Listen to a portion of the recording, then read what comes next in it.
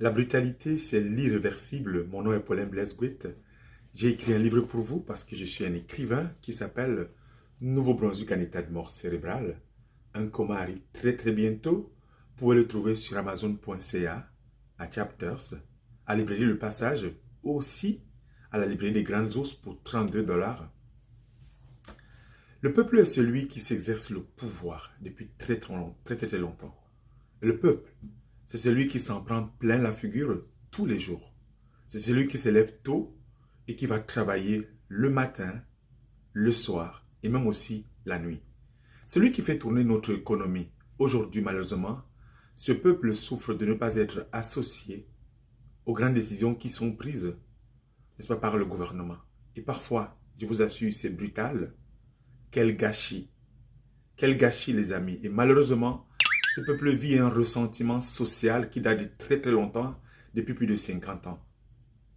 Ce peuple veut être reconnu et considéré.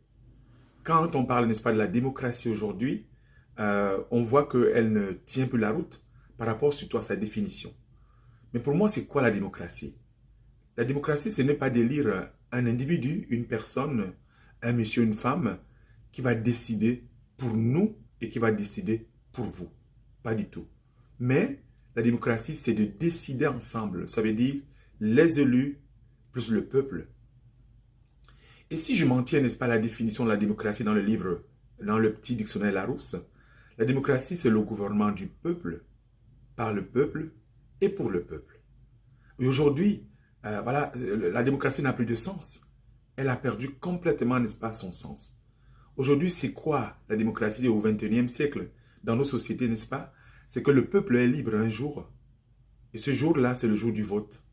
Et le restant de temps, les 4 années après, n'est-ce pas, du mandat qui est confié au gouvernement, il ne nous écoute pas. Nous sommes simplement que des esclaves et des prisonniers. Vous savez, les amis, le gouvernement que nous avons actuellement est très haï depuis 2018. Je peux dire, il y a pas mal quand même la majorité de la population, n'est-ce pas, qui n'est pas contente. Et parfois, je me demande si les observateurs, n'est-ce pas, ils en tiennent compte. C'est parce que quand je vois ce qui se passe depuis très longtemps, je peux dire à quel point la marche à l'ego, voilà, morale décadente de ceux qui nous gouvernent révulse tellement la population.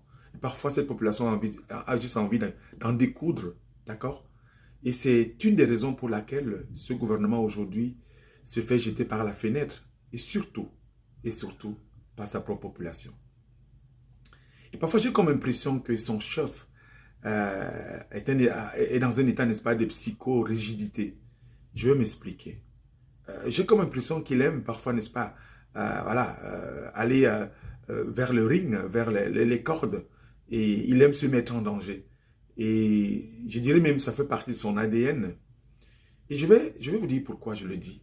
Parce que quand on parle de l'immersion française, vous vous rappelez, il y a cela quelques mois, il y a eu un tollé dans toute la province parce que le gouvernement a décidé de vouloir réformer l'immersion française. Et comment réformer quelque chose qui fonctionne? Moi, j'ai la preuve que mes enfants, ils vont dans des classes d'immersion française. Ils parlent français et ils parlent anglais. Et nous sommes choyés d'avoir les deux langues. Et nous sommes choyés comme province, n'est-ce pas, d'être une province bilingue. Quelque chose qui marche. Pourquoi vouloir le changer? Mais j'ai aimé la réaction, n'est-ce pas, de la population.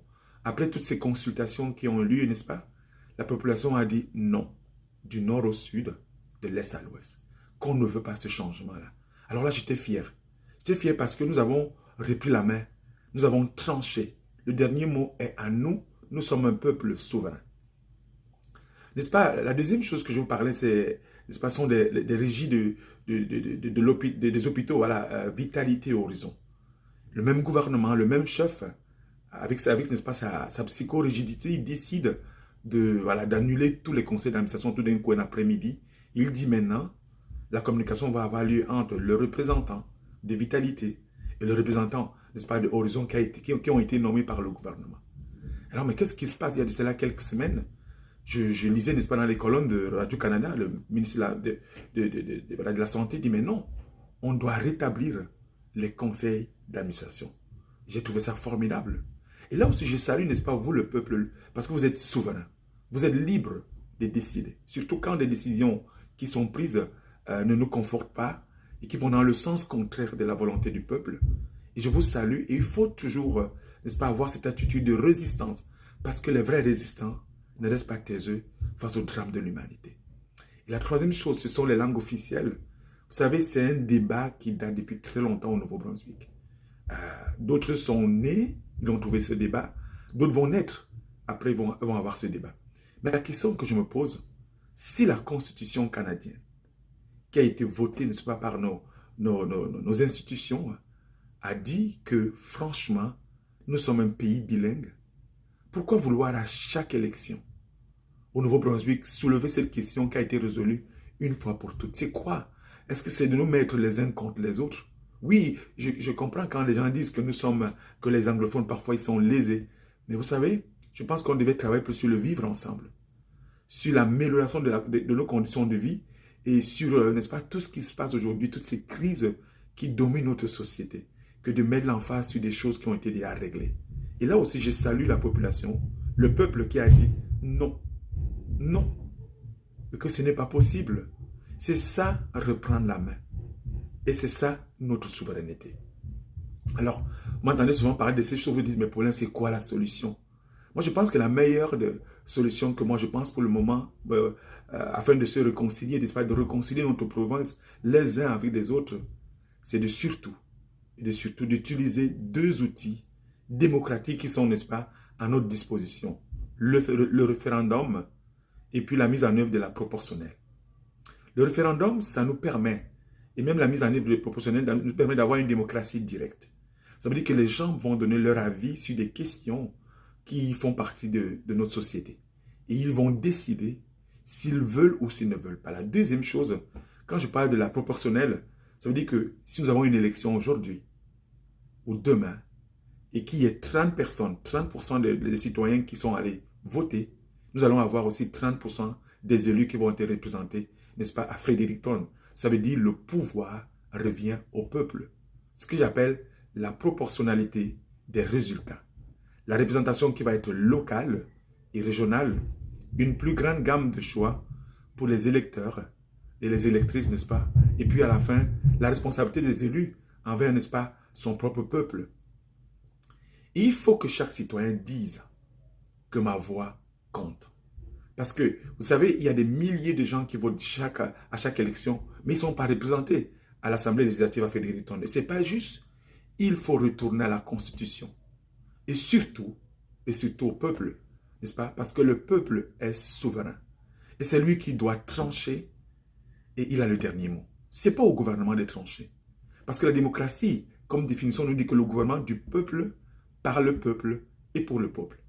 Alors je suis désolé si ça peut parfois être très brutal pour certains d'entre vous quand je l'explique, mais ce n'est pas c'est pas mon cas.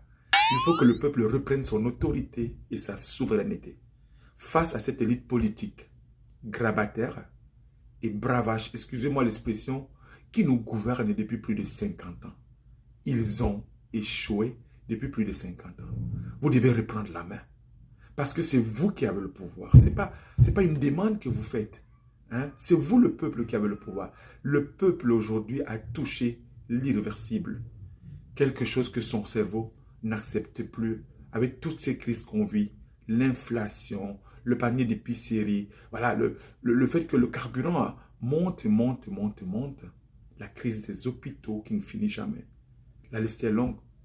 Je vais vous faire une confidence des amis. Il y a un avant et il y a un après. Ça ne sera plus jamais pareil parce que le peuple est en train de prendre conscience maintenant. Si nos élites acceptent la transformation de la vie, alors ils vont avoir le souci quand ils posent un acte, surtout quand il s'agit, n'est-ce pas, du bien commun.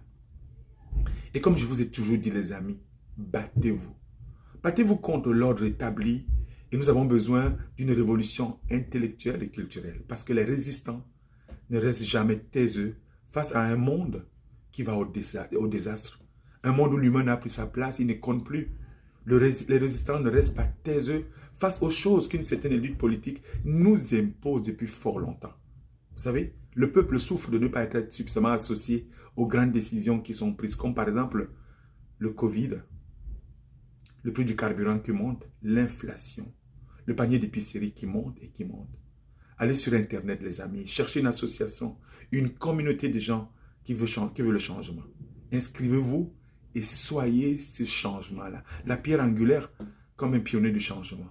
Parce que tout ce qui nous arrive depuis plus de 50 ans, ce sont leurs actions. Des mauvaises décisions ont été prises et nous continuons, n'est-ce pas, encore aujourd'hui et encore à en subir pas mal. Voyez l'inflation. Vous voyez l'état dans lequel le peuple se trouve. Les gens ont perdu leur maison. Les gens n'ont pas la capacité même d'aller en vacances cet été. Les gens n'ont pas la capacité de pouvoir même manger dans un monde, dans un pays développé. Ça, c'est injuste. C'est injuste. C'est pourquoi je vous dis, les amis, nous avons besoin d'un nouveau mouvement politique. Moi, je crois. Parce que le leadership, le pouvoir et l'inspiration peuvent venir n'importe où. Alors, nous avons besoin d'un nouveau départ, une nouvelle voie et une nouvelle vision. Mon livre, Nouveau-Brunswick en état de mort cérébrale, un coma arrive très bientôt. Vous pouvez le trouver, n'est-ce pas, à Chapters, à la librairie Le Passage, à la librairie des Grandes Ours et surtout sur Amazon.ca pour 32 $. Abonnez-vous et partagez, les amis. Mettez un cœur. Dites à quelqu'un qui est à côté de vous d'écouter cette vidéo. J'aimerais que ça devienne, n'est-ce pas, que toutes mes vidéos deviennent des vidéos virales. Pas parce que je veux les monétiser, mais parce que je veux que ce message, que je crois être vrai, et sont des faits qui démontrent que ce que je dis est vrai, puisse être un message qui va nous pousser à réfléchir, parce que nous sommes super intelligents. Arrêtons de dire « ça ne me regarde pas ». Tout ce que nous vivons, ça nous regarde, parce que l'inflation ne choisit pas une maison, un individu, un riche, un pauvre. Parce que le prix de carburant ne choisit pas la couleur de la voiture ou bien la couleur de la peau. Nous sommes tous affectés par tout ce qui se passe depuis plus de 50 ans. Alors, les amis, ne restons pas taiseux. Prenons, n'est-ce pas, notre vie en main. Soyons un peuple souverain. Et c'est lui seul qui doit trancher. Nous avons les derniers mots. On n'a pas besoin de leur demander la permission. C'est nous qui décidons. Alors, merci encore pour vos bels encouragements. Je vous souhaite un excellent week-end en espérant de vous partager, n'est-ce pas, si Dieu le veut, la semaine prochaine, d'autres choses encore. Parce que nous avons besoin d'un nouveau départ pour changer les choses. Mais je crois en votre capacité. Je crois en votre intelligence. Et je sais que vous êtes capable. Il y a de cela quelques jours, j'ai reçu une note d'un monsieur qui m'a superbement encouragé. Et il était vraiment abasourdi, content en même temps de voir que ce que je dis est vrai. Soyons vrais pour changer notre société. Merci et à plus tard. Je vous aime tous. Ciao.